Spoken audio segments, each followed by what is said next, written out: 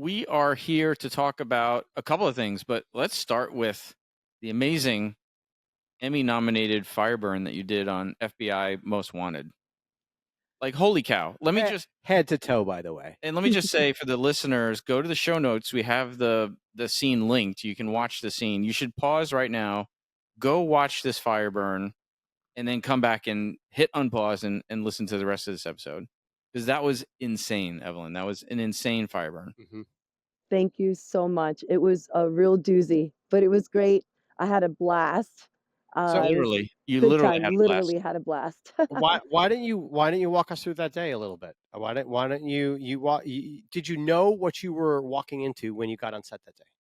I did, because stunt coordinators Declan Mulvey and Natasha Bambry, they are very clear in what they want and what they're looking for, what they need you to do. They want to make sure you feel comfortable. They want to make sure that you feel comfortable with the stunt team that they are providing.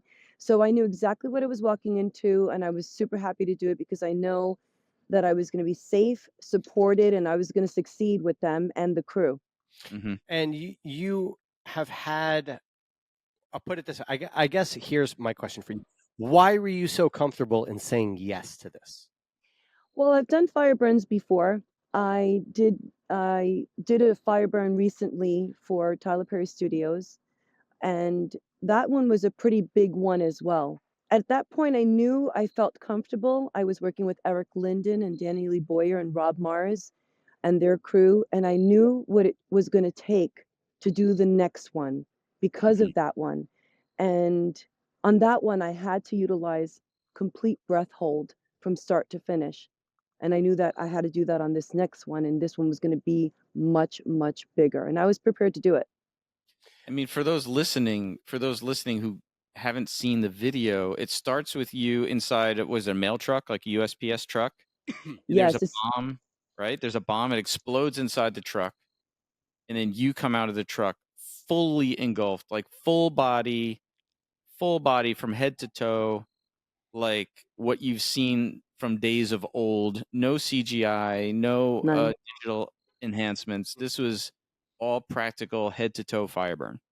It was, and I'm so proud of that because of the fact that they didn't put any extra flames on me. There was nothing added in post-production. That was me fully engulfed in flames after having been lit by an explosion inside of a truck, which, by the way, was huge. The sound alone penetrated my body, and I'm on breath hold at that point. I was just completely doused in gas. I was soaking wet in gas, and that's what it took to be able to have that kind of fire burn. But I was also protected in a lot of layers and fire, fire retardant layers, and I was well protected. So I would definitely not suggest that anybody try fire burns at home.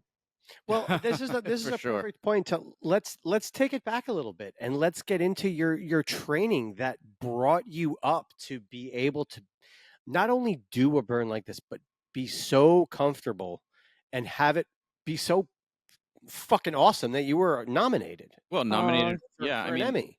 nominated for best stunt performance. So let's take it back to the beginning.